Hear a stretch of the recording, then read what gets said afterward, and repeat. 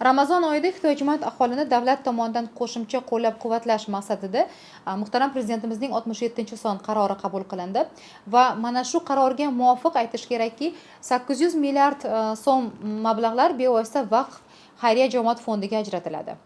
Mana shu mablag'lar doirasida 1 million so'm miqdorida bir martalik moddiy yordam ijtimoiy reyestrdagi davlat ta'minotidagi turgan 215 mingta oilaga, bular o'zgalar parvarishiga muhtoj, yolg'iz yashovchi hamda yolg'iz keksalar va nogironligi bo'lgan shaxslar, ya'ni reyestrdagi 13 mingta shaxsga.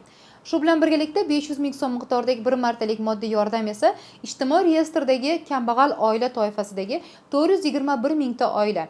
Agarda reyestrga kirmagan, biroq mahalla yettiligi tomonidan ehtiyojmand deb topilgan 43 mingta oilaga ham mana shu mablag'lar berilishi ko'zda tutilgan. Shuningdek, eng muhim yo'nalishlardan bittasi bu ijtimoiy reyestrda turgan 6 ming nafar bemor fuqaroning davolanishi va zarur operatsiya xarajatlarini to'liq qoplab berilishidir. Ushbu mablag'lar 2026-yil 1-martga qadar Xalq banki moddiy yordam oluvchi fuqarolarning ijtimoiy kartasiga yoki bank plastik kartalariga o'tkazib beriladi.